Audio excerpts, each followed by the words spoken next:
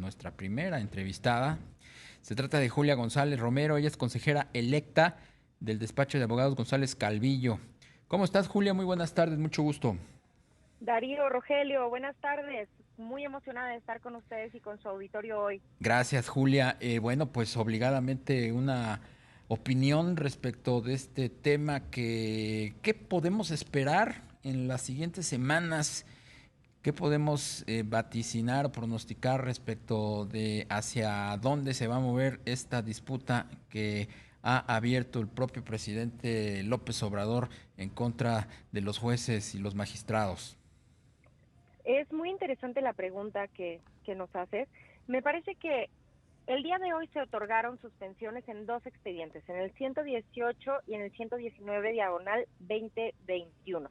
Estas podrían marcar una tendencia, porque si recordarán, estos fueron las primeras suspensiones provisionales que se otorgaron, y a estas siguieron decenas de suspensiones más. En este sentido, la autoridad tiene 10 días para presentar una cosa que se llama recurso de revisión. En el recurso de revisión puede expresar por qué no está de acuerdo en los términos en los que se otorgó la suspensión definitiva. Y un tribunal colegiado de distrito también especializado en la materia, también solo hay dos, el primero y el segundo, entonces tendrá que decidir si, el fallo del juez debe permanecer en los términos, si debe modificarlo o incluso si se debe revocar. Claro. Julia, buenas tardes. Te saluda Rogelio Varela. Julia, a partir de lo que nos comentas de este proceso, ¿en qué momento podría atraer la Suprema Corte pues ya este expediente para pues analizarlo y discutirlo? La Suprema Corte tiene todas las facultades que tienen todos los juzgadores. Sin embargo, no sería habitual que lo traiga para ver un tema de una suspensión. Podemos esperar, y eso sí sería lo que pasaría en cualquier asunto que involucre la constitucionalidad de una ley, que una vez que alguno de los jueces determine respecto de la constitucionalidad de la reforma a la ley de la industria eléctrica, entonces sí, eso lo resuelva la Corte. Pero eso no correspondería a este caso por ser muy relevante, sino porque el tema de constitucionalidad de leyes siempre lo resuelve en segunda instancia la Suprema Corte, y ya que la Suprema Corte emitió un criterio, entonces ya pueden resolverlo los tribunales colegiados o los jueces de distrito. Julia, hemos visto aquí pues la posición de avanzada de este juez, de Juan Pablo Gómez Fierro, y también del juez de la PESA, que son los que han hasta ahora pues confrontado directamente a el Ejecutivo y particularmente a esta ley para reformar la industria eléctrica. ¿Ves tú que más jueces allanen a estos precedentes que están sentando estos dos juzgadores especializados en temas de competencia? Darío, qué bueno que preguntaste esto porque genera mucha confusión. Solamente hay dos jueces especializados en materia de competencia económica, telecomunicación y radiodifusión. Por tratarse de un tema que afecta a la libre concurrencia y a la competencia, solamente podría recaer por cuestión de materia en uno de estos dos jueces. Claro.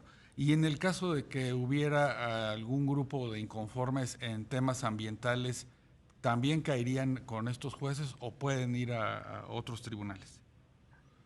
El tema ambiental deriva de un tema de libre concurrencia y competencia.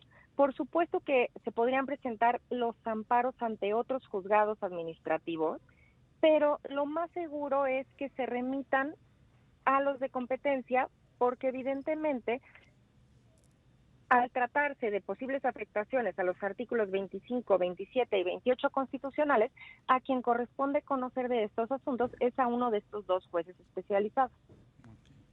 Julia, el presidente López Obrador dio hoy un giro distinto a esta polémica porque ya no solamente se está yendo en contra de estos dos jueces, Juan Pablo Gómez Fierro y Rodrigo de la Pesa, sino a los beneficiarios de sus resoluciones. En este caso, hoy por la mañana se refirió abiertamente a Walmart, a Bimbo y a Oxxo, que son precisamente las empresas que están detrás de las compañías que han tenido pues estas suspensiones, que han logrado estas suspensiones definitivas. Esto de ir ya detrás de las empresas, ¿qué les dice a ustedes como profesionales de la abogacía en medio pues de este encontronazo que hay con el Poder Ejecutivo? Es muy interesante tu pregunta, pero a mí lo que todos estos fallos está poniendo en relieve es que vivimos en una democracia y que finalmente el presidente es una autoridad democráticamente electo, lo mismo que el Congreso de la Unión, y que tanto el Poder Ejecutivo como el Poder Legislativo también tienen como contrapeso al Poder Judicial. A mí lo que me parece interesante es la forma en la que se está fortaleciendo el Estado de Derecho mediante este sistema de pesos y contrapesos que está funcionando. Claro. ¿Qué importancia tiene para pues nuestro sistema jurídico pues el juicio de amparo? Me parece que cada vez es más relevante el juicio de amparo, pero además el juicio de amparo siempre ha sido importante porque es un medio de control constitucional. En realidad, lo que faltará ver es si para el caso del decreto que modifica la LIE entran en juego otros mecanismos de control constitucional, como podría ser una acción de inconstitucionalidad o una controversia constitucional, porque el juicio de amparo no es el único medio de control de la constitucionalidad, si bien es el que más conocemos. El Ejecutivo, el presidente y el Legislativo, que bueno, pues han dado muestras de ir unidos en este tema en contra del Poder Judicial. Ojalá se mantengan esos contrapesos a los que te refieres, Julia. Han de alguna manera esbozado la posibilidad de modificar su visión que tienen respecto de los mecanismos de defensa que tiene precisamente el Poder Judicial. Lo que decía hace un instante Rogelio es muy cierto, se está queriendo socavar el juicio de amparo, se está queriendo incluso hasta modificar el concepto de la Suprema Corte de Justicia y hablar de ya no tanto de la justicia, sino del derecho. Se refería en la mañana el presidente López Obrador. ¿Esto qué les dice a ustedes? El tema de la ley de amparo y de la modificación al artículo 129 es solamente una iniciativa. No podemos asegurar que esta iniciativa se va a convertir en ley. Y si bien podemos o no estar de acuerdo con ella, la realidad es que ahorita no tiene ningún efecto jurídico más allá del efecto mediático que ha tenido. Y digamos de que se está litigando en los medios como se conoce, digamos que en el argot político, el hecho de presionar a los jueces en este proceso y en qué medida pues esto digamos que enturbia el debido proceso. Es interesante la pregunta porque justamente este ya no es un tema jurídico, es un tema político y me parece que en ese sentido las instituciones se han mantenido fuertes y cada una ha fungido con las facultades que les otorga la Constitución. Estamos viviendo un juego democrático. Pues te queremos agradecer estos minutos, Julia González Romero, consejera electa del despacho de abogados González Calvillo.